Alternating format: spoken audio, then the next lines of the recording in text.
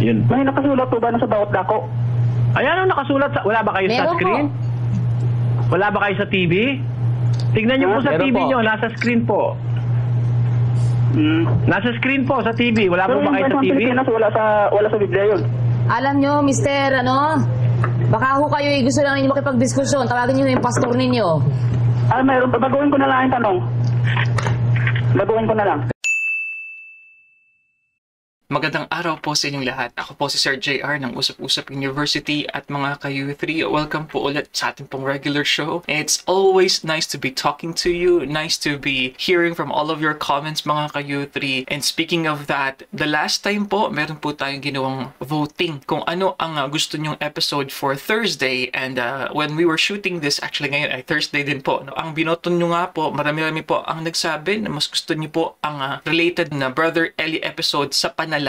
So kaya po ang atin pong episode ngayon, pagpapakita ng panalangin sa publiko. Ito ay mula po sa Ang Dating Daan po na TV show, and I think we got this from James Santos channel mga ka-U3. So ayan po ang ginagawa natin sa U3. Tayo po ay nanonood ng mga religious discussions, mga preachings, mga sermons. Ayan, click nyo po yung like, yan po yung ating tuition fee po sa atin po ng Usap-Usap University. Sa akin pong background sa pag-aanalisa, ako po ay dating university debater mula po sa MSU IIT sa loob po ng 3 taon. Ako rin po ay nagdebate sa ABS-CBN News Channel at ako ay member ng isang international public speaking organization, ang Toastmasters International. And of course, mga ka-U3, paalala lang po, dahil hindi po ako member ng Church of God, expect na may mga bagay po na maaari po akong mag-disagree. Posible din po ako na mag-agree, of course, sa mga napapanood natin for the first time. So if everything now is ready, let us watch this video together. Let's go. Bert, pagpasensyahan na po natin. Ay, nakakasuya ho. Mapalay kayabangan ho. Yayabang. Eh, kahit na makarinig ka lang ng ibang pastor at hindi na mayabang, kahit na mali, hindi ka, ito, mayabang na, hindi pa nakakalaban sa diskusyon. Wala silang paniniwala. Kahit anong yabang ho gawin nila, kung ayaw naman nila lumaban sa diskusyon, hindi naman sila paniniwala. Anong matitino ang isip, kapatid? Tama po. Pagka hindi sila lumaban sa diskusyon, walang maniniwala sa kanila. Totoo po, yung pong isa nilang kwan, yung totoo, may pinakita silang kwan na pag-aaral na ninyo yung kwan, ADD, convention. Hindi po totoo yun. Kasi alam nyo, ganito kapatid. Opo. Siyempre, hindi naman nila alam kasaysayan yan eh. Ako alam ko kasaysayan yan. Siyempre, binili ko po yung lupa na yan na ang bala ko ay gawin kong palaisdaan. Kaya po yan siguro mga 12 taon na ang nakakaraan, hinuhulug-hulugan ko doon sa may-ari. Siyempre, nasa pangalan ko po yun. Dahil ako po bumili niyan Ngayon, kung nung masikip na po kami doon sa aming kabilang compound, hindi na kami magkasya, inilipat nga namin dito yung aming convention center.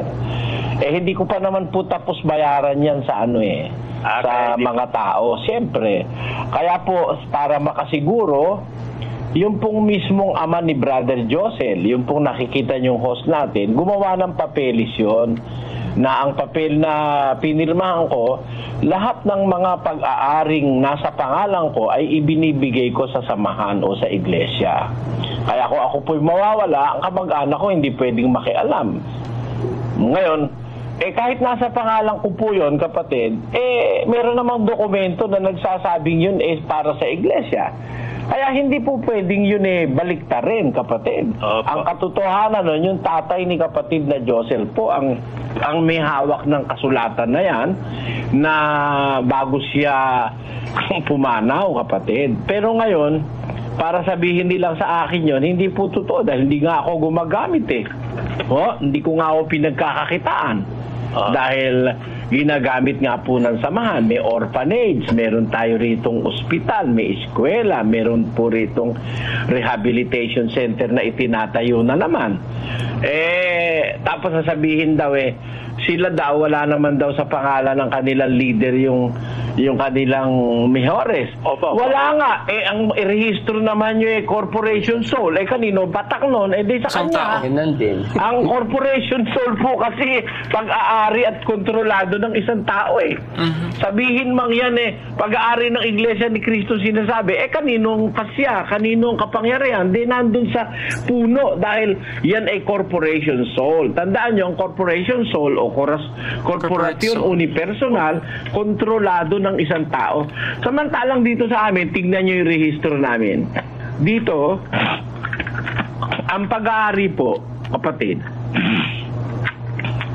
ang pag-aari ng iglesia, hindi ko pwedeng ibenta, hindi ko pwedeng isanla kung hindi pipirma ang 2/3 ng mga kapatid. At ang magpapasya ay ang board of directors o trustees. Yan po ang pagkakaiba ng aming rehistro at samahan sa kanila. Sa kanila ang makakapagpasya lang si Manalo. Pipirma lang si Manalo, wala nang pakialam yung buong iglesia nila.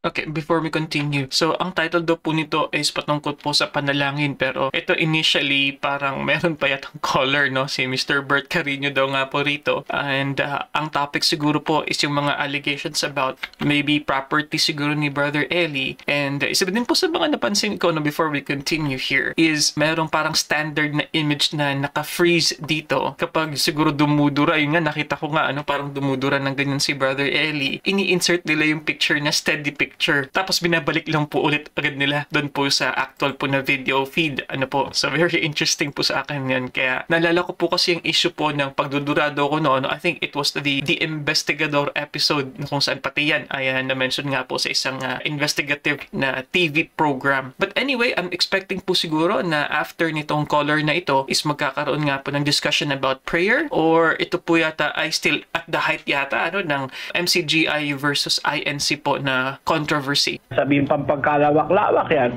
because it is registered as a corporation sole. And under the corporation law, a corporation sole is managed and controlled by only one person. Yan po yan. Sa amin hindi po.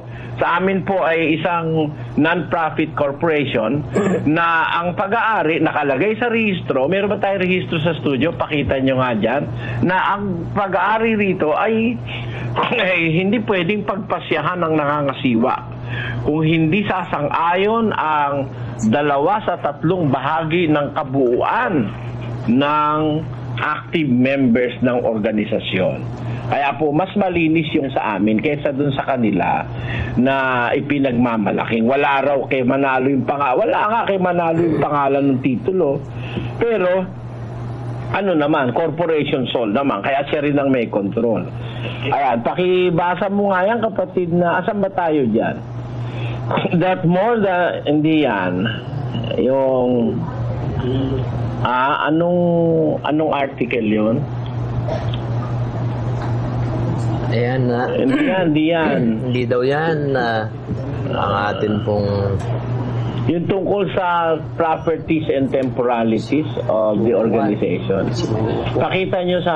Yung may bandang huli yata yun that none of the properties of this organization may be sold or mortgaged without the written consent of 2/3. Hindi yan iyo. Pakitignan nyo muna, saka nyo ilagay sa screen. Ayan, sige po, iskanin lamang po natin yung ating rehistro na nakikita nyo naman sa ating mga taga-subaybay. Pinakikita po ni Brother Eli ng BER yung article ating... ano yan? Sa Article 3. Ay, sa Article 4. Ayun. Section 1, patuloy. Sige po, at... Article 4, nakalagay sa heading na Properties, Section 1, that all properties of this organization should be registered in the name of the church, no? And that the administrators of said properties are properties of local congregation. All the properties of the local congregation will be administered by the local president, local secretary, and local treasurer under the supervision of the national administration.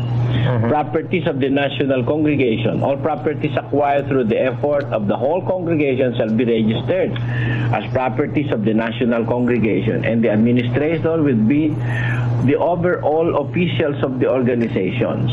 None of the properties of this organization can be sold or mortgaged without the written consent of 2/3 of the active members of the local and national congregation, and with the written consent of the general secretary, general treasurer, and the presiding minister. Tamo, hindi pwedeng magpasya ang ministro diyan, kundi ang magpapasya 2/3 ng kapatiran. Tapos, Ayun.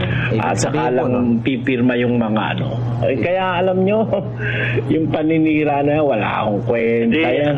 Ang ibig sabihin po, 2/3 ano po, hindi ka nagigialam. Sa kanila, isa lang. Pupirma. Sa kanila, Hindi isa naman lang. Kayuktok na mga ganit sa pera. Sa kanila po, isa lang ang pwede, ang pipirma, Opo. okay na. Sa amin Ayun po, po. hindi. 2/3 of the active members. Pero gusto ko lang po i-mention sa idea po ng corporate soul. So tama po yung na-mention ni Brother Eli na isa lang yung may control mga ka-youth. Ano po, isang family, isang person. So like for this one, I believe it's a member of the Manalo family for sure. Yun po yung naka-register noong 1914 para po sa Iglesia ni Cristo, di ba po? And hindi lamang po INC ang ganito kundi po ako nagkakamali ang ano din yata, Roman Catholic Archbishop of Manila. Ayan, yan din po yata is registered as a corporate soul. So, hindi po yan S-O-U-L ha, S-O-L-E and corporate soul. Ang isa po sa mga benefit niyan nung ganun pong uri ng pag-organize is hindi niya po kinakailangan na mag-follow ng mga bylaws pa dahil nga po isang tao lang yung nagmamay-ari at kumbaga nagpipirma dyan yung gumagawa ng mga desisyon sa isang considered as a religious organization is isang tao lamang po. So, ganun po. And kinukumpara po dito ni Brother Eli na sa kanila daw pong hindi daw po ganon. Merong say kumbaga ang majority. At sinasabi din ni Brother Eli na kinakailangan pang pirmahan ng kanilang Board of Trustees, mga ka-youth. Opo. Kaya naliliwanagan namin na ang dayuktok pala ay sila. Silang ganit sa pera. Hindi naman ho talagang tatalab sa amin yung sasabihin dayukdok ako, dayukdok sa pera. Alam ho ng miyembro yan, lahat ng miyembro ritong nagsusuri at nakikisama ng maayos at matapat. Alam ho ng mga miyembro rito yan, Mang Bert, na hindi po ako nagdadayukdok sa pera. Natatawa na lang ako dun sa yung mga yun alam nyo kasi ganito yan kapatid yung pakikipaglaban na yan dapat sana labanan sa katwiran. Tama po. Hindi labanan sa personal. Alam nyo kasi yung lumalaban na naglalagay na ng personal, ibig sabihin hindi na makaabante yan sa katwiran. Kumbaga sa isang boksingero, hindi siya makatama ng suntok, nangangagat ng tenga, di ba, no? At saka bumibila ng below the belt at baka naninipa. Dapat doon paalisin sa ring. Ganun yun.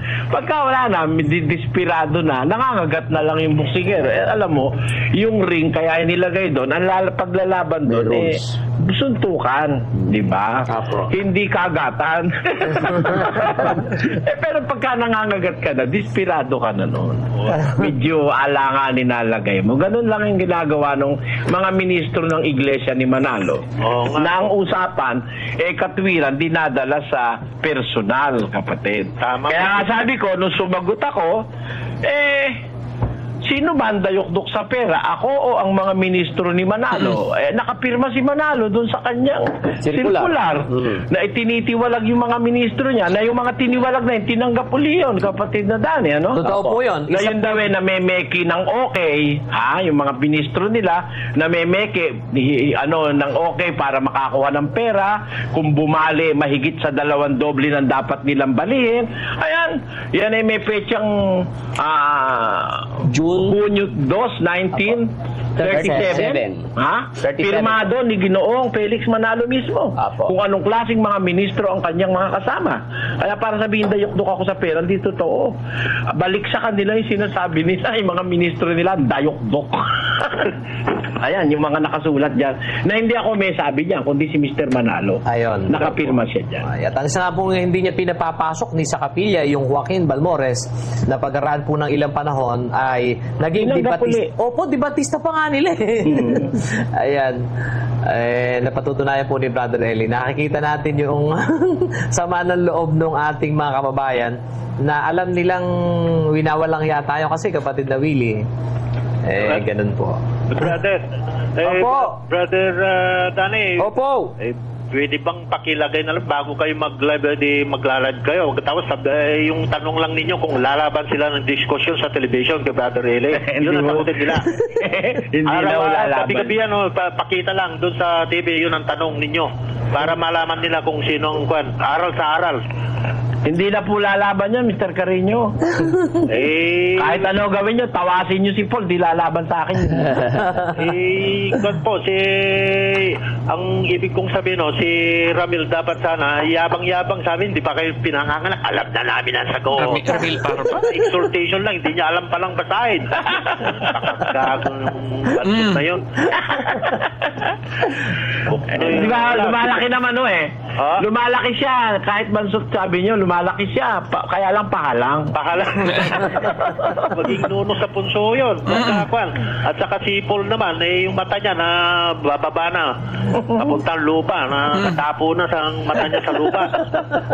At sinungaling yung mga, ang hirap, kaya ganun lang po sana ng konyo kung tatangkapin nila yung hamon ninyo sa diskusyon sa television. Hindi na po lalaban yun, Mang Bert. Hindi na po lalaban yun. Sa TV. Mang Bert, hindi na po lalaban yung mga yan kahit ano po mangyari. Kasi nga po, yung kanilang itinayong iglesia, yun po yung negosyo, Mang Bert. Pag sila lumabang kay Brother Eli sa diskusyon sa television, bagsak ang negosyo, Mang Bert. Kaya kahit ano gawin ng kahit ano pong pilit ang ating gawin, yaya na magdebate po sa television, talaga pong iiwasan lang po yung mga yan. Para hindi, kahit na hindi sila lalaban, nababawasan talaga. Dami nang nagpapakon sa inyo. Opo. Bautismo. Kaya nga, ang personal nga tama nga si Brother Eli. Kaya nga po yung mga nakakahalata na mga miyembro nila na ayaw lumaban po ng kanilang puno kay Brother Eli sa television, lumalayas linggo-linggo, lumilipat po dito sa samahang ito. Di ba, Brother Danny? Oo naman. Salamat sa Diyos, nawawala na rin ang kanila. Okay, before we continue here mga kayuti, napansin ko lang po, ito itong si Mr. Bert Carino. Sa palagay ko po, instead of putting here na MCGI po siya, nilagay nilang ex-born again na po. And my guess, of course, na kung bakit ganun na member siya, isa paraan po ng kanyang pagsasalita. But it's also possible that he's just a fan of the show. Pero yun nga po, parang supporter po ito definitely and fan po ng Church of God. And then, yung kanya pong tinitira dito, itong color na po na ito na si Bert, is yung hindi nga po paglaban ng Iglesia ni Cristo accordingly sa mga debate. And ako po personally, hindi ko po kasi nasundan po itong yung parang root cause ng sinasabi nilang parang animosity, quote-unquote, pagitan ng members po ng Iglesia ni Cristo at ng Church of God. So, I'm guessing this is around early 2000s at sinasabi daw po accordingly dito po kay Mr. Bert Carino na sana ay lumaban sa katuwiran ang members daw po or at least ang mga debater po talaga head po ng kanila pong simbahan, and then marami daw po ang nagta-transfer from Iglesia ni Cristo papuntang ang dating daan nga po. Pero if that's really the case mga ka-U3, so masasabi din po talaga natin na for a bigger church like Iglesia ni Cristo, this could be really quite alarming kaya po siguro na may mga show nga po na entitled Ang Tamang Daan, naalala ko po yun sa Net25, siguro in a way to really kind of answer back, hindi man naging debate po siguro talaga kasi nga po alam natin fast forward sa ngayon, wala naman po talaga naganap na malaking debate sa pagitan ng Iglesia ni Cristo at ng Church of God, and doon siguro through Ang Tamang Daan nga po, nagsasagutan po sila doon instead. Kumbaga doon sila nagkakaroon ng palitan ng mga argumento, ng mga religious discussions, and we know that because meron na po tayong nabigyan ng reaction po dati sa show po na Ang Tamang Daan. Salamat po. Pati yung mga tape na hindi naman natin binobroadcast naman nila. Ninakaw dito sa atin ng mga tik-tik nila, di ba? At saka pati mga tape na hindi naman yun ang tape mismo, hindi yun ang video at saka audio na magkalapat. Pinililitaw nila video at audio, parang yun, di ba? Kaya niloloko tao talaga niya mga kaya nga po ganun, Brother Eli, hindi po mismo maipakita yung talagang video na moving kasi talagang wala po silang mailalabas, Brother Eli. Oo, invento na lang nila yung iba nun Saka pinagduduktong-duktong nila yung hindi magkakapareho, hindi magkakasama. Talagang masama ang budhi niyang mga tao na yun. Wala tayong magagawa. Okay na? Okay na. Nasagasaan po yung ating... Samantala, pagkatapos po ng ating pagkakataong ito, ng ating mga kababayan na nakapagtanong kay Brother Eli. Wala na ba, Brother Mel? Yun pong sinasabing, nakuha ba natin yun? Yung... Alam mo, Brother Danny, Opo. hindi sapat yung ginagawa nila pa na yan. Ano? Doon sa ating coordinating center sa Cebu, kaninang-kanina lang, tumawag ang mga taga Cebu, naglagay daw ng pulong doon sa harap ng coordinating center. Ginugulo yung mga kapatid. Ganun po ba? Hindi, yun, tama nga po pala yung nakarating sa akin text kagabi na tinapatan daw po nga yung ating lugar po sa Cebu. Hindi, ngayon ding araw na ito. Di po ba, Brother Eli, yun po yata, at sa bagay, nandito po si Atty. Pasing Rosal. Ang alam ko po, pag ganoong... 500 meters ang batas doon. Offending the religious feelings na yun. 500 meters, hindi dapat makakuha ng permit doon. Bakit po nakakuha ng permit, Brother Eli? Siguro, malakas sila doon. Ganun po pala. Ibig sabihin po ay hanggang doon sa... Sabihin mo na lang sa mga kapatid, sabihin na lang natin, wag nilang papatulat, mga desperado yung mga tao na yan. Apo. Oo, wag na lang pakinggan, sara na lang ang bintana. Para ka naman kasi nakinig sa lukulukong galing sa mental pagka nakinig ka sa mga yan, na naggugulo. Biro mo, ang laki-laki ng Pilipinas at ang daing-daing lugar mapagpupulungan. Bakit doon sa harap mismo ng ating coordinating center, doon nagpupulong? Bakit? Para guluhin yung ating mga kapatid. Para i-provoke. Tingnan mo yung nung isang pagkakataon nung Sabado, itinext si Brother Willie nung kanyang kapatid at inahamon na lumabas kay Carito at marilan tayo, di ba, Brother Willie? Apo. Talaga pong naghahamon po ng awal. Mahanap sila ng damay talaga eh. Tapos doon din sa anong lugar yung isang pinuntahan nila noon sa may Muñoz, Brother Willie. Apo. Abang-abang doon, siguro si Ber at may mga kasama, lalakad-lakad doon sa harap, siguro nga baka pinatulan siya, ididimanda tayo. Ganun Apo. Kagaya nga nun, nung idimanda yung sila Brother Mel, Pateco isinama. Apo. Diba? Yun ang talagang scheme nila yan. Turo ni yan sa kanya. Apo. Turo nung kanyang mga kakunaybans dyan. Kaya ingat lang mga kapatid. Huwag nyo na lang papansinin. Tandaan nyo, sabi ng Panginoon, ay idalangin ang kaaway. Ayan. Diba, no? Ayan. Okay, before we continue there mga ka-youth, na-mention po rito sa kanilang discussion ang offending religious feelings. So ito po ay parte po ng ating revised penal code po, of course, no? Patungkol po sa pagrespeto at hindi dapat na pag-insulto, pag-distorbo, no? ng mga religious po na mga events, no? In a particular na religious na place, and na-mention nga po ron, ang layo daw nga po is around 500 meters. Pero what I remember from this mga ka-youth is yung kinaso po kay Carlos Celdran. Ayan, yung malala nyo po, siya po ay naka-costume na isang parang praile. And then meron siyang tinaas po na parang maliit na signage, sabi doon na parang damaso, yun yata, no? And ito po ay sa harap po ng isang religious na event. Kaya yun po yung pinaka-notable po na alala ko. Nalagay sa binilanggo po yun eh. But anyway, going back, naririnig po natin dito sa discussion nila yung mga medyo violent na din po talaga, no? Of course, these are stories and we don't have hard evidence, but this is more like testimonial evidence nga po na may mga threats po na nangyayari sa kanila sa mga members ng Church of God. But the thing is, sometimes the reality about smaller churches going against bigger churches is yung mga bigger churches tend to thrive more po talaga. Parang sa konsepto po ng too big to fall. Kaya ngayon po, fast forward to more than 20 years after yung video nga po na ito na naipalabas, ang Iglesia ni Cristo remains still very important and very popular po na religious institution sa Pilipinas. Of course, that's next to Roman Catholic Church. Of course, ang Roman Catholic Church ang pinakamalaki pa rin po. And like what I said, these are too big to fall. Unless po siguro na may talagang malaki ng controversy. And, these churches have stood the test of time in a way, mga ka-youth, dahil they are still here, no? And they are still thriving in a way. So, yun po. With these established churches, ang nangyari po kasi syempre, yung loyalty ng mga members po niya ng congregation, hindi mo rin po maiiwasan. Lalo't lalo na naapektuhan po yung kanilang paniniwala, ang kanilang value system, mga ka-youth. So, I'm not implying that these churches are quote-unquote what is true or what is just. Wala po akong sinasabing pagpapanig po rito, pero sinasabi ko lang po ang realidad na kung saan ang tendency ng tao na ma-offend or ma-hurt sa mga pag-aatake o kritisismo na sinasabi din po ng ibang churches. So anyway, sabi ni Brother Eli, pray for the enemies na lang po. Pero isa po ang ibig sabihin yan, kung doon sila sa Cebu nanghaharas ng ating lugar, siyempre nga naman, Brother Eli, medyo malaki ang puwersa nila doon dahil nauna sila doon at tatakutin yung mga tao ron. Pero siguro po naman ay alam ng isang namumuno sa... Siguro dapat doon, attorney, pa-blatter muna po, ano? Binigyan ko na ng instruction kanina sila. Nag-text din sa akin na Brad Danny na isumbong sa pulis at ipahuli kasi there is a violation of the revised penal code, yung offending religious feelings. Ongoing kasi ng doktrina natin doon nandun sila pinapatan Talagang maliwanag na nananadya talaga na guluhin yung ating ongoing mass indoctrination doon.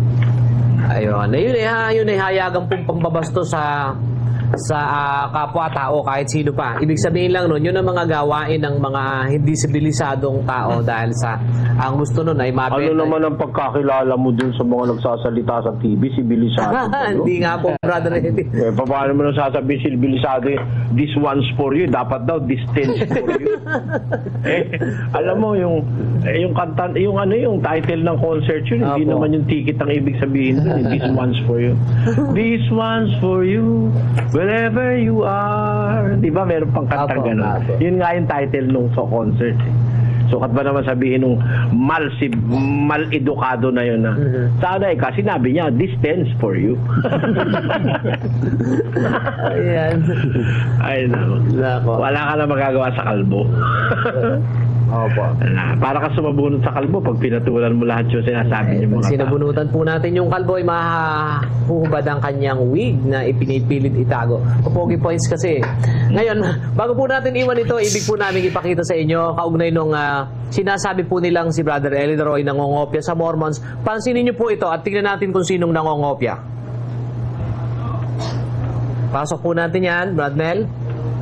Ayan. Ang inyo pong nasa TV screen ay dalawang uri ng awit ng... doxolohiya. Opo, dalawang doxolohiya. Yan pong luma, yan ay doxolohiya po ng Metodista. Ito naman pong isa, yung maputi, kapatid na Luz, ay doxolohiya naman ng Iglesia ni Manalo. Opo, Iglesia ni Manalo. Sa madaling salita, wala pang Iglesia ni Manalo, meron ng Metodista. Opo, itong nasa kaliwa. Ang nakalagay po dito sa kaliwa, babasahin mo kapatid na Luz yung nasa kanan. Tingnan natin kung sinong nakopya. Halatang-halata naman kasi lang yung mga nasa radyo hindi po nila makikita. Itong aking babasahin, ito'y kulay brown na sa kalumaan. Ito'y kinopya po natin dun sa papel na pinagkunan talaga nito. Ang nakalagay dito ay ang ama ay papurihan ng title. Ang ama ay papurihan. Yung sa'yo naman kapatid na Luz. Ang ama ay papurihan. Yan yung sa Iglesia ni Manalo. Ang sunod, anak, espiritong mahal. Ganun din. Anak, espiritong mahal. Tapos, ng mga taong nilalang. Pareho pa rin, ng mga taong nilalang. At ng tanang sanlangitan. Yun pa rin. At ng tanang sanlangitan. Amen. Amen. Kopyang-kopya, no? Ano, sino At kayo? hindi lang yan ang kinopya, pati todo, kinopya rin. Talaga po ba? Hindi ang ama ay papurihan, anak espiritu mahal, ng mga taong nilalang at ng tanang sanglangitan. Amen. Ganun pala yun? Kinopya pati alam mo yan, mali sa batas yan. Bakit po, Brother Ed? Kasi nilagay nila dyan, yan kanila pero yan kinopya lang nila Copyright. Ganun po Sa pala copyright law, bawal yan. Tapos po, bintang ng bintang na tayo daw ang nangongopya. Balik mo sa kanya. Kapal ng pagmumukha niya. Wala raw mababasang exaltation sa Biblia. At ako raw doon ko lang nabasa yung sa Book of Mormon. Kinopya ko raw yun. Yung pala, hindi niya lang alam kung saan sita sa Biblia yun. Kaya hindi ka tiwa-tiwala yung mga ministro rin. Pag sinabing walang mababasa, meron. Nako. At sinabi namang meron, wala. Wala. Biro mo, ang opisyal na pangalan, Iglesia ni Cristo, dahil siya ikang pangalang iniutos ipambati sa lahat. Wala naman sa Biblia na nakalagay na ang ipambati sa lahat ay Iglesia ni Cristo. Wala naman ganun. Ang sabi, magbatian ang banal na halik. Di ba? Yan. Halatang halata, Brother Danny. Opo, halatang halata. At kitang-kita. Kapatid na Luz. Oo. At siguro po, marami pa tayong maihatid sa ating mga kababayan ukol dyan sa mga pagsagot na yan na hindi kailan pa man susubukan naman nilang sagutin uli. Sila naglalahad lang ng kumbaga bara-barabay na sistema. Pero hindi naman po dyan siguro... Ano yan, bara-barabay? Opo, bara-bara. Ibig sabihin po nun, yung sinasabi niyo, Brother Eling, kumbaga sa boxing, pwedeng mandura, pwede ng manipa, pwede ng mga gat. Desperado yun. Yung ganong klaseng move. Yun ay desperado ang nagawa. Akala ko sisters yung ano Opo. yun eh. Ano po? Yung manggabay, bagoong bay, dunat bay. Dunat bay. Kasi wala namang matututuhang impormasyon na tama sa Biblia yung iba pagka sa iba sila makikinig eh. Correct. Ay pag makikinig ka ngayon, lalo na sa mga tagapagsalita ng pananampalataya, kanya-kanyang ano yan eh. Oo, ililigaw ka lang yan. Oo naman. Pero matuturuan kang maghapunan ng umaga.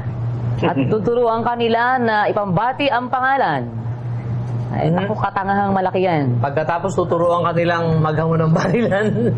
Hindi ko ma-imagine na. Para kung nakikinit yung panahon ni Cain at ni Abel, kapatid na Luz. Bakit? Di ba ang pumatay kay Abel ay si Cain? Mas matanda sa kanya yon. Oo naman. Ay yung hamunin mo lang yung bunso mong kapatid ng pagbanta mo ng ganun. Udyok na yun ang matinding galit at puot, kapatid na Luz. Di para na kung pinatay niya itong bunso niyang kapatid, si Brother Willie. Ay, yan po ang natutunan ng tao. Ganyan kasama ang impluensya ng maling pananampalataya, kapatid na Luz, sa tao. Kaya yan, monster ang nadidevelop ng maraming religion ngayon eh, attorney. Dodoblehin ko yung Talaga, biro mo yun. Dapat pa nga, ikaw kasi ulila ng lubos sila, ulila na sa ama sila, Brad Willie, di ba? Brad Willie. Apo. Dapat siya pinakaama mo, di ba? Matandang kapatid mo yun. Protektahan ka dapat. Ibig lang po sabihin dyan, kapatid na attorney, wala nang pag-ibig dyan na natira, kahit kapiraso. Wala na. Sa tingin ko nga, wala na. Pero kung magsasabi sila, punong-puno sila ng pag-ibig, pero ganyan ba? Ganyan ba may pag-ibig? Hinahamon ng barilan yung kapatid? Nako. Kalokohan yan. Punong-puno ng puot yun. Pero si Brad Willie naman, punong-puno ng pagmamahal, pag-ibig din. Ibigin ang kaaway, di ba, Brad Willie? Yun po ang utos sa atin sa Biblia. Tama yan. Meron lang sana akong itatanong. Hanggang ilang tanong mo ba ang pwede sa Sige po, magtanong na po kayo. Hanggang ilan ho? Sige po. Tanong lang. Ha? Sige po, basta umpisahan na ho ninyo. Umpisahan ko na? Opo. Yung paksa kanina, isang ayon din ako doon na gumitain. Kaya lang mayroon akong ibang tanong. Sige po. Yung aking tanong, kasi nung nanonood ako ng inyong sa TV, ang sabi ninyo, kailangan ang gagawin mo, ang sasabihin mo, ang gusto mo nakasulat. Opo. Tapos, sinabi pa ninyo na kailangan, ang samang sa Diyos, kailangan tawagin sa pangalan. Opo. Ngayon, yung basa ko dun sa inyong samahan, yung Iglesia ng Diyos, haligi at salika ng katotohanan sa bansang Pilipinas. Opo. Ang tanong ko ay ganito, saan mababasa sa Biblia yung bansang Pilipinas Incorporated? Yan ang una kong tanong. Para lang ganito po yan. Yan ho, unang tanong ko lang po yan. Ito, nasagutin ko muna po. Sige. Okay, before we continue, ang tinutukoy po rito nitong caller po na si Danny Manago is yung name of true church. Ayan, mga ka-U3, kung maalala nyo po, naging punto po yan ng debate ni Mr. Villas. Ayan, maalala ko po yan, no? Nabinigyan na po natin ng reaction dyan nga po sa issue ng ano ba talaga ang name ng true church. Siyempre, sa mga Catholic faith defenders po, ang sinasabi po nila na it should be, ang Roman Catholic Church nga. And eto namang mini-mention dito na ng bansang Pilipinas Incorporated na sabi dito ng caller na si Mr. Danny is kung parang sinasabi niya na if that's the real name of the church, bakit wala naman yan sa Biblia? Kaya mga ka-youth, sa akin lang pong pagkakaalam, pag nakalagay na po kasi incorporated, yan po kasi yung pangalan na nakasulat sa kanyang parang registration ng mga kumpanya, ng mga organizations, kung di po ako nagkakamali, sa SEC po. So ganun po kasi yan. So ang ilalagay mo po kasi dyan, yung parang legal name niya, hindi naman po magkapareho yung SEC registered name sa actual po na pag-refer ng simbahan sa kanilang name. Kasi just in the name po na Church of God, di ba po meron din po mga born again churches po na ang pangalan Church of God, Iglesia ng Diyos, ganyan, simbahan ng Diyos, Church of God. So nagvavary po kasi yan, no? So pag yung mga nag-uunahan po ng registration, hindi po pwede na magkapareho. Kaya po siguro ganun, no? Ang tinutukoy po doon sa yung may pangalan po na sa bansang Pilipinas Incorporated, ayun nga po yung nakasulat po sa form o sa document? Yung pong Iglesia ng Diyos nung napunta sa Corinto, ang tawag, Iglesia ng Diyos nasa Corinto. Ayun, basahin po natin. Sabi po sa 1:1 po ng unang Korinto, sa 1:2 na po natin basahin, sa Iglesia ng Diyos na nasa Corinto, sa makapitbagay sa mga pinapaging banal kay Kristo Jesus, na tinawag na mga banal, nakasama ng lahat ng mga nagsisitawag sa bawat dako, sa pangalan ng ating Panginoong Hesukristo na kanila at ating Panginoon. Yung palang Iglesia ng Diyos nung nasa Corinto, ang tawag Iglesia ng Diyos na nasa Corinto. Pero kahit naman wala sa Corinto, kung kasama ka naman sa nagsisitawag sa Panginoon, sa bawat dako, Brother Willie, nakalagay? Kasama ng lahat ng nagsisitawag sa bawat dako. Ang Pilipinas po'y dako, kasama yun. Yun. May nakasulat po ba na sa bawat dako? Ayan ang nakasulat. Wala ba kayo sa Meron screen? po. Wala ba kayo sa TV? Tignan nyo po sa Meron TV po. nyo. Nasa screen po. Nasa screen po sa TV. Wala po Pero ba kayo yung sa bansang TV? Pilipinas, wala sa Biblia yun. Alam nyo, Mister, baka ho kayo gusto lang ninyo makipagdiskusyon. Tawagin nyo yung pastor ninyo. Mayroon pa. Baguhin ko na lang yung tanong. Baguhin ko na lang. Kayo ho ba gustong magtanong o tumanong kay Brother Eli? Kasi ho, nagtatanong na ako. Kasi ho, Kaya gusto ko ito muna, Mr. Danny Manago. Ang oras pong ito para sa magtatanong, hindi po para sa mga gustong tumanong. Ngayon, kung gusto niyo po ng debate o diskusyon, yung pastor niyo na tumawag dito, hindi na kayo.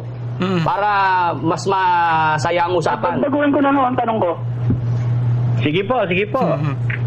Yung sinasabi kasi ninyo doon sa isang sa inyong pagtuntunan na sabi yung binabatikos ninyo yung ikapo at saka yung Thanks. yung sabi nyo may mga pledges pa, may mga yung mga nanghihingi sa palengke na may mga love offering, sabi mo ngayon. Ay ngayon binabatikos niyo yung love offering. Tapos sabi niyo hindi kayo nanghihingi doon sa hindi niyo Member. kapatid. Ay yung binabatikos niyang love offering, yung nagbinta kayo ng ticket na 20 mil ang isa, pinadala niyo doon sa hindi yung kapatid. Samantalang ang sabi niyo doon sa ang nakalagay doon sa sulat niyo ay love offering yung nakalagay. Bakit Nabasa niyo ba yung sulat, Mr. Bandani? Nabasa niyo ba yung sulat? Napanood ko yun sa TV. Napanood nyo sa mga tarantado yun, kaya hindi nyo naintindihan. Lalagay ko sa TV yung sulat, Wala akong love offering doon. Tingnan nyo, We are privileged to cordially invite you to a dinner date and a very special love offering in song and entertainment scheduled on March 13, 2003 at the Grand Ballroom of the Westin Philippine Plaza Hotel, CCP Complex, Pasay City. 2003. Yan, hindi po kami nanghihingi dyan ng pera sa hindi namin kapatid. Yan po ay isang concert na ang tawag, a very special love offering in song and entertainment. Hindi ho yung love offering dyan pera, kundi love offering in song and entertainment. Yan po nakalagay dyan. Kung naiintindihan nyo po yan. Maliban na lang kung naniwala kayo dun sa mga siraang ulo na bumabati ko sa amin, kaya ganyan na rin ang pananaw nyo na nanghihingi kami sa hindi namin kapatid. Yan po, dinner date yan, may ticket yan. Hindi ho panghihingi ng pera yan. Pagka kumuha ka ng ticket, babayaran mo. Hindi kami nanghihingi sa'yo. Ganun po yan. Iyang love offering dyan in song and entertainment. At saka yung sinasabi nyo, binabatikos ko ikapo. Hindi ko binabatikos ang ikapo. Itinatanong sa akin ng mga tao kung utos yung ikapo. Ang sagot ko, utos yan sa Israel. Sa atin hindi. Sa Bagong Tipan kasi, ang utos yung nasa 2 Korinto 9:7. Ito po sabi ron. Pakinggan nyo, basahin natin, kapatid na Willie. Magbigay ang bawat isa ayon sa ipinasya ng kaniyang puso huwag mabigat sa loob o dahil sa kailangan, sapagkat iniibig ng Diyos ang nagbibigay na masaya. Ayan, yan po yung abuluyan sa panahong Kristiyano, hindi po ikapo, kundi magbibigay ang bawat isa ayon sa ipinasya ng kanyang puso. Hindi po ikapo yan kasi puso mo magpapasya. Kung ikapo yan, hindi ka pwedeng magpasya. Diba? Pagkapasya ng puso, hindi ikapo. Kasi yung pong ikapo sa Israel po yun, batas sa Israel yun. Ganun po yan, Mandani. Yung humingi kayo ng nung sa mga kapatid ninyo, humingi kayo ng nung pira. Sabi malaki ang gastusin ninyo, pangailangan. Aba talaga pong malaki, mahigit pong isa. Ninyo yung mga kapatid ninyo, hindi ba ayon sa kalooban nila? Ganito po yon.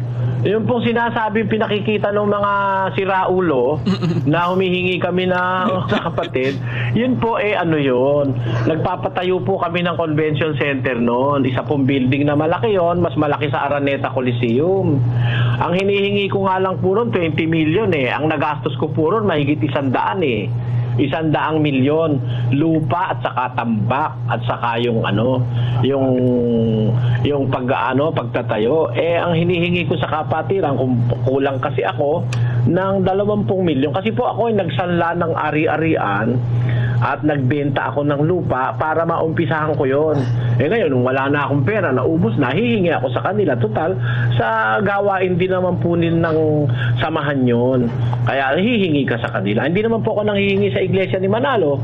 Lalong hindi ako nanghingi sa inyo kahit 5. Malayo ho kayo sa amin, lipa kayo, kami dito sa Pampanga. Kaya wala akong pakialam ang kahit sino doon sa hinihingi ko. Dahil yun, pagpapatayo ng isang building na mahigit sa 100 milyon ng halaga. Yun po yun. Kung nakikinig kayo ng mabuti, maiintindihan nyo yun. Maliban na lang, napaniwala kayo ng mga siraulo. Ganun po yun. Kasi ang sinabi ninyo ang sasabihin mo, ang gagawin mo, ang gagastusin mo, nakasulat. Nakasulat ba yung... Mr. Manago! Nakasulat po yun. Alin po, yung gagastusin? Yung pong gagastusin, Mandani? Yung 20 mil na yun, na kailangan niyo, nakasulat ba yun? Ay, po, siyempre, nakasulat po yun. Pakinggan nyo. Basahin niyo kasi bigyan. Babasahin ko po, nasa gawa. Wag kayo lang magmadali at saka huwag kayong galit dahil hindi ko naman kayo kilala. Wala naman akong ginawa masama. Siguro ang dating ng boses ko dyan, yung inyong mahina. Alin po? Siguro ang dating ng boses ko, ang inyong mahina ang dating dito. Gigil kayo Hindi ko mahina ang boses ko. Naririnig nyo nga Gigil lang kayo, Mandani. Gigil lang kayo Pero babasahin ko sa inyo, nakasulat yun. Pakinggan nyo sa gawa ng mga apostolo.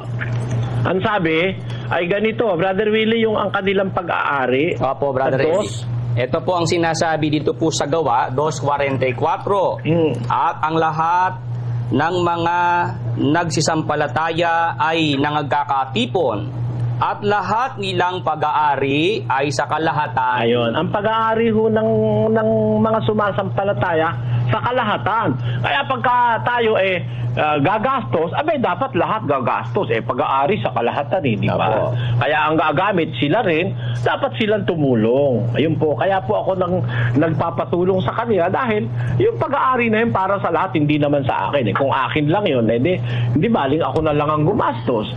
Pero kung hindi naman para sa akin yun, libo-libo naman ng miyembro, marami namang miyembro. Kahit na po sila'y tigkukunti lang, malaking pera na rin maitutulong para doon sa ipinagagawa. Mahigit pong 100 milyon ng kailangan namin noon. 20 lang ang hinihingi kong tulong sa kanila, pambayad sa kontraktor. Ang isa pa ho sa nabayaran namin yan ay si Miss Imelda Papin kasi siya ho ang kumontrata ng bubong. Kita nyo? Kaya yung pera na yun na hinihingi ko, hindi ho sa akin pupunta yun. Sira ang ulo na magsasabing ako ay dayokdok sa pera. At yung maniniwala, sira rin ang ulo nun. Yun po yun. Maraming salamat, Mandani ho. Ako dito guys Hindi na ho pwede, Mr. Manago. Hindi naman kayo talaga umiintindi Gusto lang ninyo mamuntos Babaan nyo na ho. Siguro membro kayo ng mga siraulo no? Sabi ko na sa'yo alam mo si Jesus, pagka nagsasalita si Raulo, ang maniniwala si Raulo din Hindi naman tayo nangingi sa kanila Sa kapatid ako nanghihingi Tapos yung sinasabi, nangingi raw tayo sa hindi kapatid. Ano ba naman nanghihingi? Ticket yun, concert yun. Panghihingi ba yun? Palibasa mga bobo lahat yan Saka wala namang persahan dun no? O kaya kagaya nga nung senador, pinadalhan nung direktor ng ospital, pinadala ng ticket, sinuli lahat. O meron ba tayo sinabing masama laban doon sa senador? Wala talagang ganun eh. Sabi ng senador, wala kaming budget eh. O di okay lang. Hindi tayo nang hingi. Pero yung kumuha ng ticket, pumunta naman doon, kumain naman siya. Di ba? Saka nanood naman siya. Di okay, hindi naman panghihingi yun eh. Alam ko naman. At saka Brother Eli, yung sinasabi niya na, yan ba nakasulat? Yan ba nakasulat? Masisigurado namin lahat ng ginagawa namin sa samang ito, nakasulat. Hindi ka pareho sa inyo. Ang hindi nakasulat, Sis Luz, Brother Eli, yung Webes na abulo yan. Yung Santa Cena na ginagawa sa umaga na may abulo yan pa rin. Yun, hindi nakasulat yun. Yan ang mga hindi nakasulat. Yung lagak mula Enero hanggang Disyembre, hindi nakasulat yan. Ay, yung pasugo may bayad, Brother Eli. Oo, hindi nakasulat yan. Labag pa sa nakasulat yan. Na yung sabi mo, totoo, pinagbibili mo. Di ba? Bawal ng Biblia yun. Pasugo, binibenta nila sa miyembro eh. Sa Biblia, sabi, yung turo, huwag mong ipagbibili. 23:23. Ang kawikaan ng nakasulat, bumili ka ng katotohanan at huwag mong ipagbili. Oo, karunungan at turo at pag-uunawa. Buy the truth and sell it not. Also wisdom and instruction and understanding. You do not have to sell the truth. Wisdom, instruction, understanding. Compra la verdad y no la vendas. La sabiduría, la enseñanza y la inteligencia. So yung minention po nung tumawag, no, is particularly on parang a concert po ba, no? So hindi po kasi ako syempre updated po rito, and yun nga po, 20 years ago na po to, 22 years ago. So sa mga members po ng Church of God, I'm very sure you know about this. So ito po ba ay parang parang concert ni Brother Eli performing some songs po siguro, and then yung mga binigyan po ng ticket for this concert would have to pay? Ganun po ba? So ano po ba yung pag-consider dito para siyang parang income generating project po ba yan ng simbahan, mga ka-U3? If that's the case, could that also be treated the same way with the Wish concerts po? Dahil ang alam ko po is under kay Brother Daniel Razon, di ba siya naman po ang CEO ng Wish, 1075. Ayan. At maalala ko po kasi 'di ba may mga concerts po sila. So would those be considered mga ka-U3 as parang income generating na project po ng simbahan po ng Church of God? And another question po para sa akin, paano din po kaya yung as to the quote-unquote filtering ng mga performances? Kasi po, 'di ba, ang totoo po niyan is while most of the songs are expressions of love, mga love songs po, 'di ba po meron din po palagay ko na mga posible na mga offensive po na mga song, lalong-lalo na po this is not kumbaga an attack to hip-hop, but di ba po sa mga rap songs po sa ngayon, yung iba po dyan ay medyo offensive. So I'm guessing may parang paraan po ng pag-filter sa mga performances po na hindi masyadong maging temporal at hindi masyadong maging makamundo, di ba? Kasi po yung mga lyrics po sa ibang mga kanta ay bukod sa iba walang kwenta. Ang iba naman po is sexual, no? Or about sa droga na mga topics. So I'm guessing these are not considered to be performed sa 107.5 na mga show or sa concerts lamang po. So sana po sa mga nakakaalam po, ayan, please comment below. Pero so far, ito pong title nga po is patungkol po sa panalangin, pero still, I'm waiting. So pasensya na rin po dahil ito po ay first time po nating pinapanood. So I'm guessing po na maybe later, no? Kasi wala pa naman po tayo sa katapusan ng video na ito. Maybe there will be another question patungkol sa prayer. So let's continue. No la vendas. Wag mong ibebenta. Ang pasugo, binibenta. Yan ang mga hindi nakasulat, di ba, Brother Joseph? Brother Willie? Opo. Yan ang mga bawal ibenta. Pero yung ticket sa concert, di ba sa maibenta yung tanga? At higit sa lahat po, Brother Eli, ang hindi nakasulat, kung mangangaral ka na ikaw ay nag-aangking sa Diyos, ay hindi ka lalaban. Wala po sa Biblia yun. Dapat lumalabang ka, no? Patitindigan mo yung prinsipyo mo kung totoo. Alam mo, kung alimbawa, sigurado ka, totoo ka. Tapos ako naman puro katarantaduhan, kagaya ng paratang nila. Hindi ang tagal nang lumaban yan dahil pagkakataon na nilang maipahiya ako, no? Partida yun. Pagkakataon nilang maipahiya, tayo nila lumabang kasi alam nila mababaliktad ang pangyayari pag lumaban sila.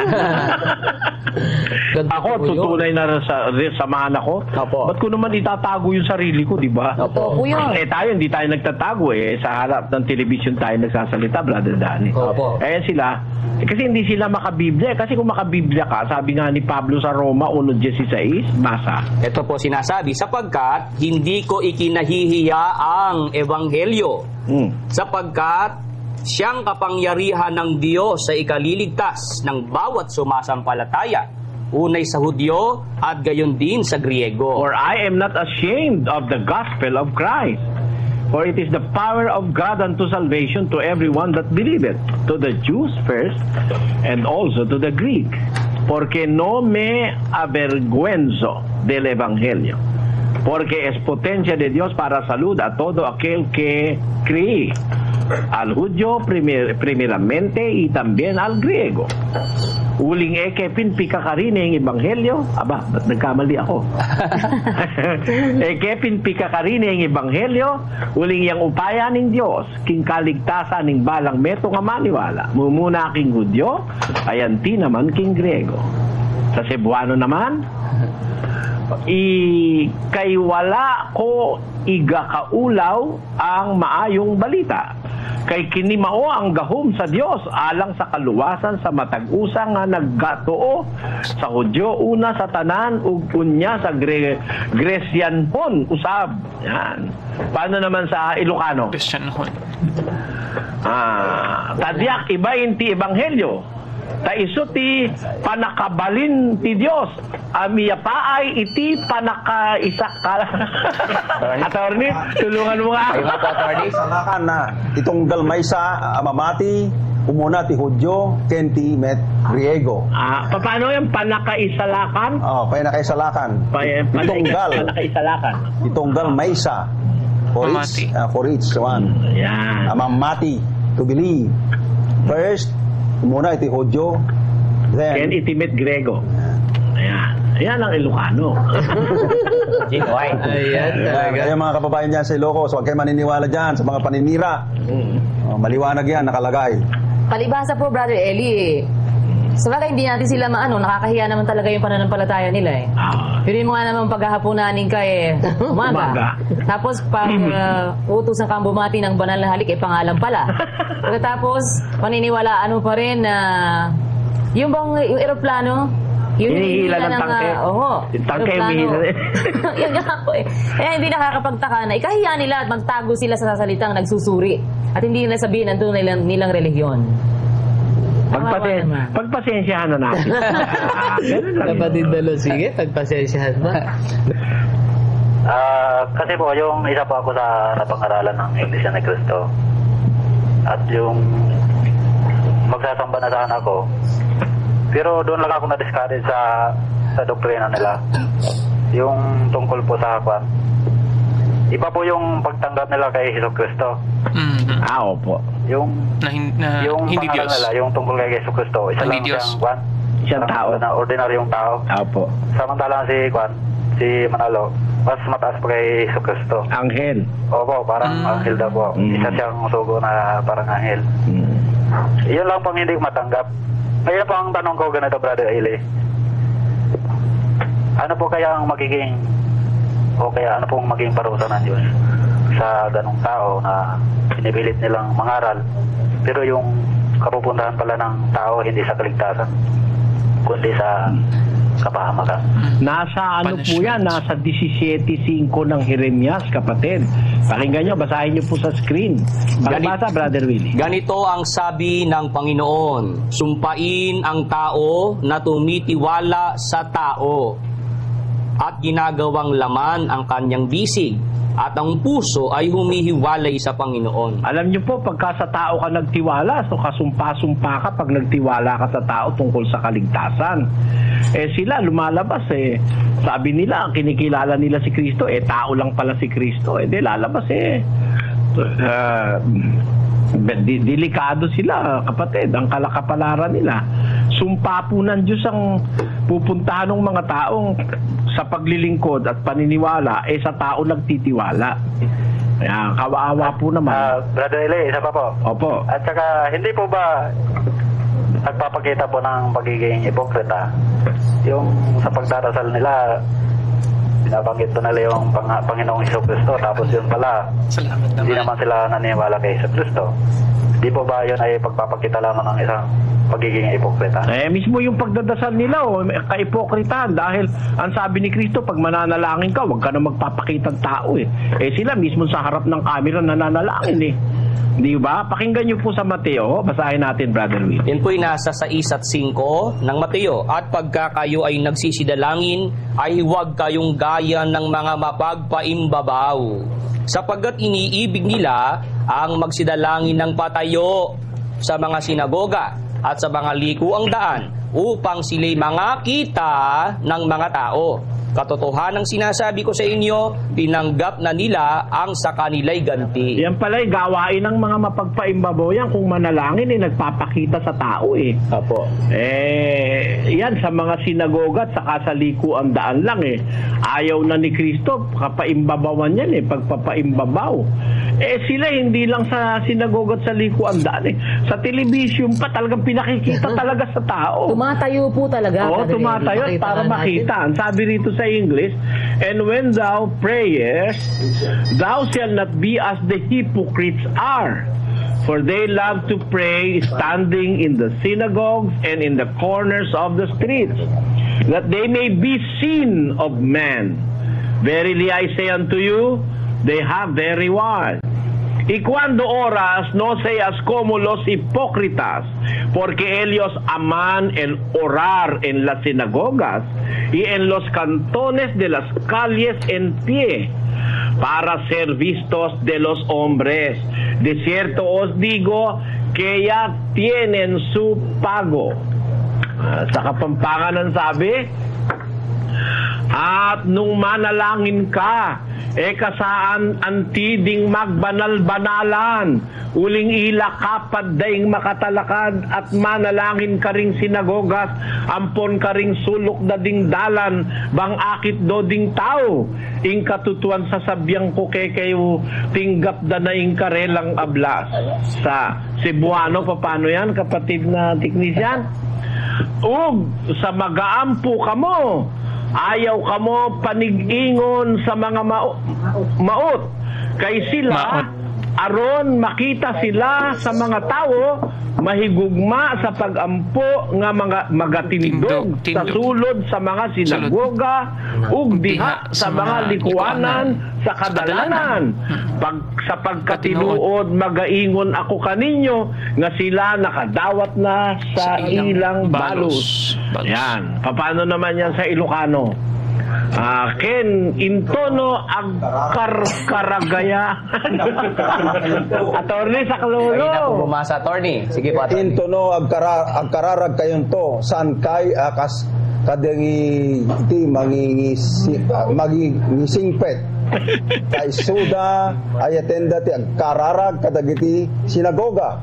Ken kadagiti lansangan, dagiti daldalan, asiti takder, tapno makita ida dagiti tatatao, pudno kunak kada kayo, inawatan da igunggunadan. Ay. Kahaba naman yung mga sing-singpet, parang ano yan eh. May tawag kami na Bradley. Yung sing-singpet. Kasing-singpet, singpet kiteb. Ayan, surot. Ayun, surot talagang kumakagat yung Bradley. Singpet kiteb.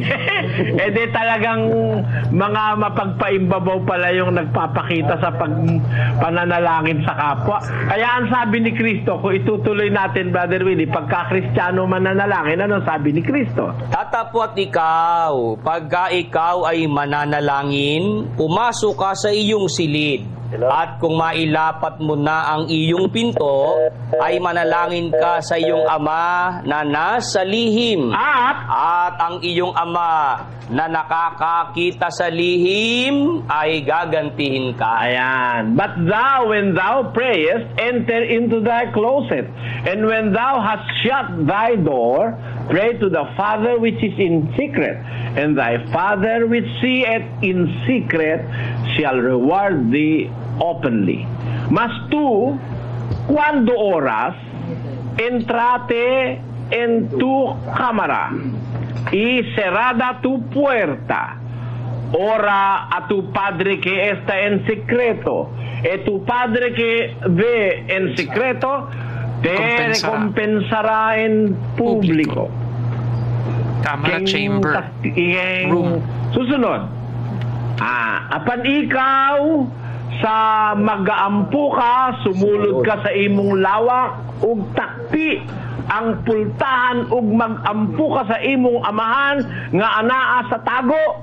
ug ang imong amahan nga nagatanaw sa tago, magabalos kanimo. Tamo na? O paano naman yan sa Kapampangan? Dapat ikanong manalangin ka, lungub ka king silid mo. At kaibat mengke, bating ke kang pasbol, manalangin ka kang igpamungat yu makalihim. At ingigpamungat manakit ke kaking lihim, ablasan nakakita mo na yan. Ngemsi ka, into ang karkarag ka. Sumrek ka, tisilid mo. Kit inton, narikepen, ti ruangan, agkararag ka.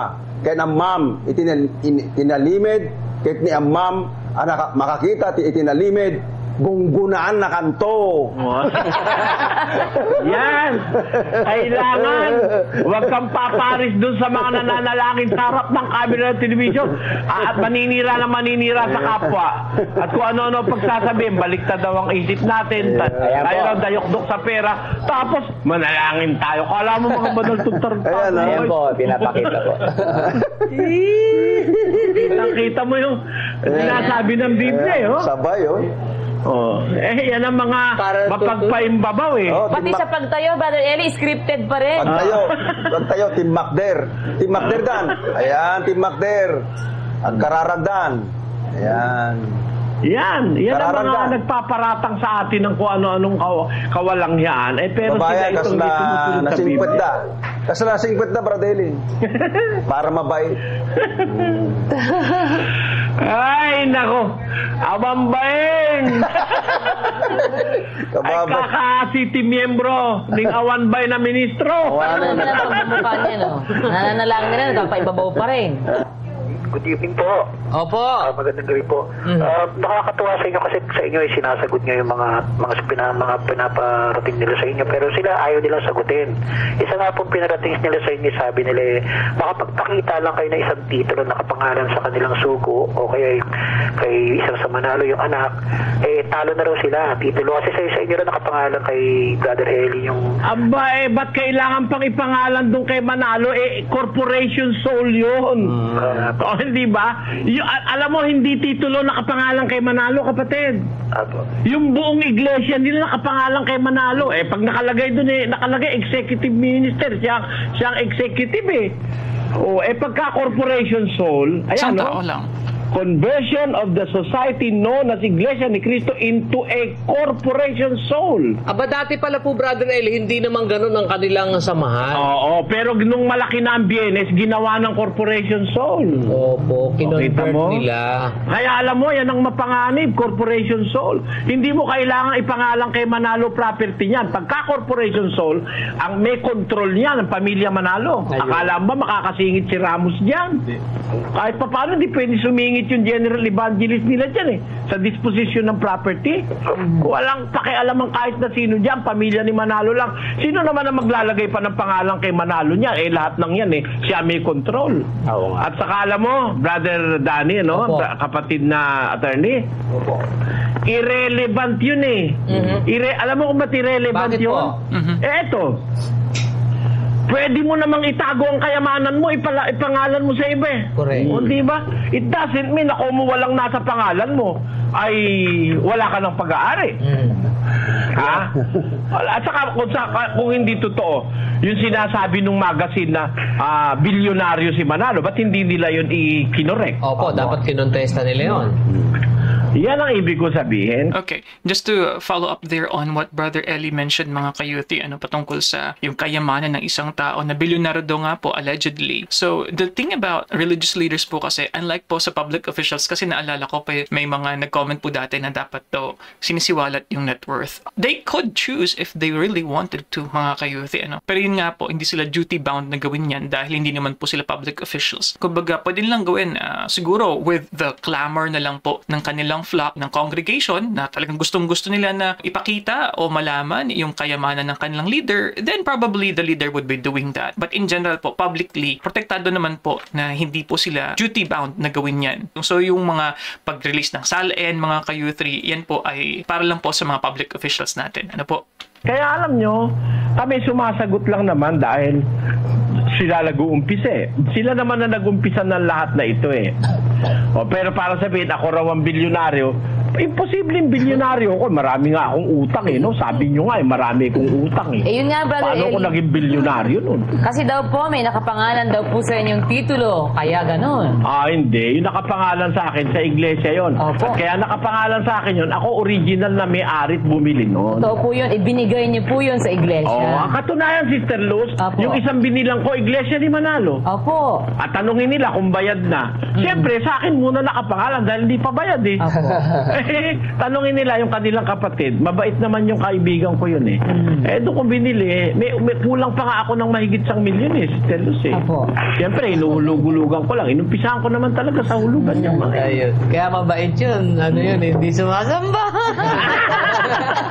Mabuti na lang. Yun ang ibig ko sabihin. Kaya para yung paratang tayo, paparatangan tayo na yung kung makapagpakita raw, halimbawa, hahamon, makapagpakita na isang property na sa pangalan ng kanilang puno. Hindi na kailangan pakita yun. Ang pakita na lang rehistro. Yung i-rehistro nyo, corporation sole. Apo. Kaya pati ikaw pag-aari nun. Tanong ko rin po yung pag yung kasi di ba yung Bourbons po maraming yung sugo nila maraming asawa. Pero pag ang sugo ba ng rape tapos nagkaanak tapos tuloy-tuloy ang pangalan niya, sa demonyo ho yun, di ba? Aba, tignan natin sa Biblia. Sa isang talata ng Kawikaan, babasahin ko sa iyo, kapatid.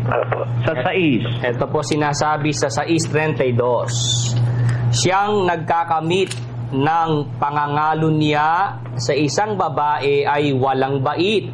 Ang gumagawa niyaon ay nagpapahamak sa kanyang sariling kaluluwa. Mga sugat at kasiraang puri ang tatamuhin niya at ang kanyang kapintasan ay hindi mapapawi. Ayan ako, mahihirapan mong alisin yung kapintasan nung nangangalo niya. Lalo na yun re-rape, kapatid.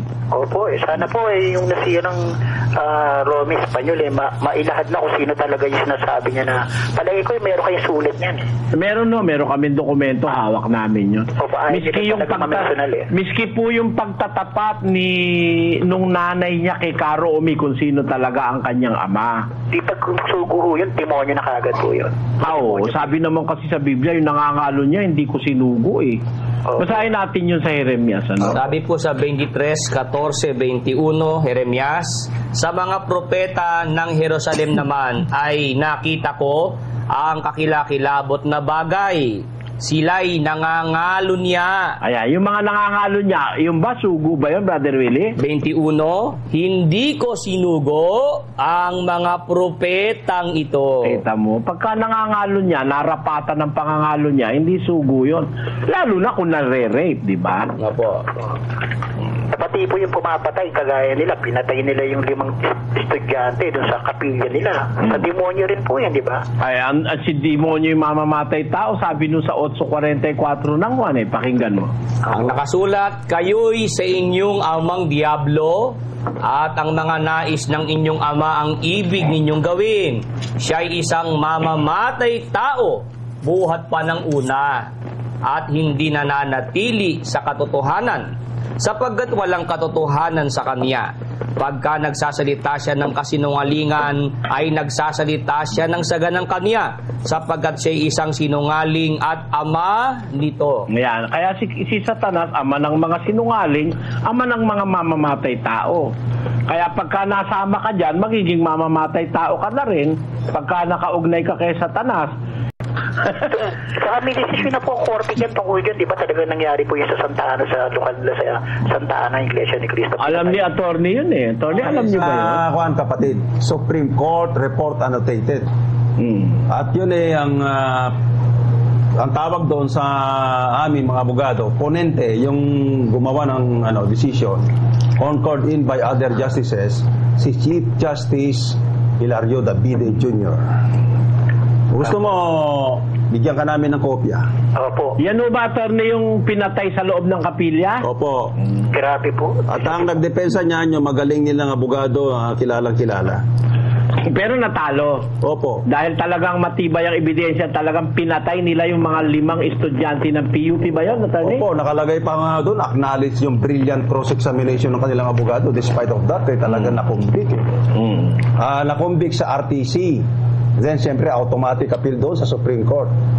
Convicted din, affirmed kasi alam nyo, Brother Eli, di ba yung nakita natin doon, nabasa natin, nung binigay ko sa inyong kopya, ano yun eyewitness nila, ganun din yung kaalib din nila. Natao na nandun siya, nag-aantay siya nakita niya, kaya mabigat talaga yung ebidensya merong eyewitness. Kasi po yung turo nila yung pwedeng pumatay dahil sa sugo ganun na. Kaya masama yung turong yan. Sa demonyo po yan. Ay, talaga hindi turo ni Kristo yan. Kung ganun talaga totoo, di sana pinayagan na ni Kristo si Pedro na tagain sa ilieg si Malco. Natagalang ni Pedro sa pagkabigla, tenga isinoli pa ni Kristo kung talagang ganun sabi ng Biblia, ay, sugo ako ng Diyos, patayin mo yan, tarantado na yan, Pedro. Sana ganun hindi. Sabi ni Pedro, ay, Pedro, isoli mo yung tabak mo sa lalagyan sapagkat ang nabubuhay sa tabak din mamamatay, sabi. Paano po, Brother Eli, kung mari ikaw naniniwala ka na yung mga protestante sa demonyo, tapos nagpapatong ka ng kamay at nagbigay sa iyo ng otorisasyong mangaral. Di anak ka ng demonyo? Sa demonyo ka rin yun, di ba? Oo, anak ka ng demonyo, di ba? Kaya sa simula pa lang, mali na pala talaga. Oo, talagang mali. Mahirap mo naman itama talaga yung mali. Kaya, marami pong salamat. Salamat, JR, salamat. Okay mga ka-youth, so dyan po natatapos ang ating episode ngayon. Gusto ko na pong mag-sorry po sa ating mga viewers na nag-e-expect ng whole discussion po ay patungkol sa pananalangin. Hindi po pala. So, dito lang sa may close to the last part, yung dahil nga po, mga tanong po pala ito ng iba't ibang mga callers at yung first part nga po is yung pagtatanong mula sa isang ex-born again daw patungkol din sa issue nga po ng hindi pagsagot daw ng INC sa mga hamon ng pagdedebate mula po sa Church of God. And then meron din po isa kanina yung tumawag mula lipa si Mr. Danny na sinasabi niya nga po yung patungkol naman po sa registration naman ng pangalan ng simbahan po ni na Brother Eli. And finally, ayan, meron din po nagtanong na Katoliko po yata patungkol naman po sa pananalangin at sinabi niya na kumbaga turn off sa kanya na hindi siya nagpatuloy doon sa doctrination daw po dahil yung pagkakakilala kay Jesus, kay Jesus na a bit lesser kumpara kay Mr. Manalo na kung saan si Mr. Manalo nga po is considered as angel, parang higher po yata na stature. At least yun po yung nagets natin sa sinabi niya. And patungkol naman po sa criticism naman ni Brother Eli sa panalangin. So, dun po wala sa last part. Maybe, sige, we'll have a more in-depth na naman discussion reaction naman po sa Saturday. Sige, papatuloy po natin still on the idea of prayers. Pero in general po mga ka-U3, hindi ko na po syempre masasabi lahat po ng aking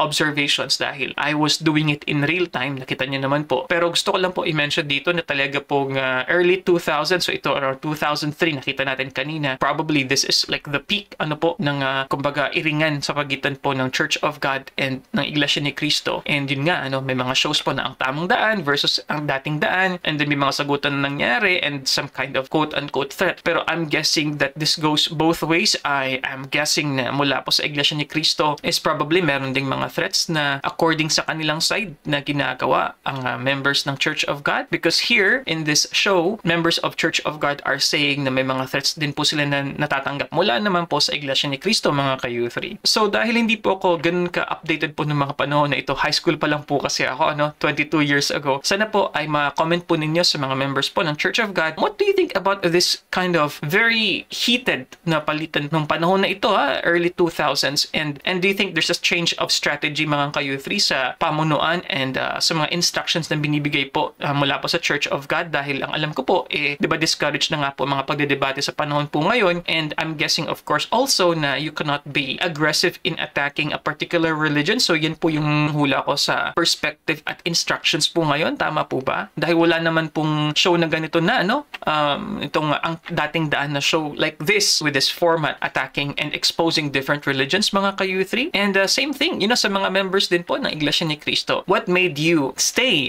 What did you think about this very heated po na exchange sa pagitan po ng Iglesia ni Cristo at ng Members Church of God International? So, comment po kayo dyan sa baba, mga ka-U3. I know that this will be a very interesting and interactive na diskusyon patungkol nga po ng mga panahon na ito, 22 years ago. May nakita pa nga akong abogado, and actually, I don't know who that lawyer was, and na-mention din po kanina yung mga debater din po yata ng INC daw, si Mr. Joaquin Balmores. So, kung kilala niyo po yung mga reference po na na-mention po rito, please comment below. And as always mga ka-U3, if you like these kinds of contents, you already know what to do. Watch this video here. Please also watch this video here, yung playlist na ito.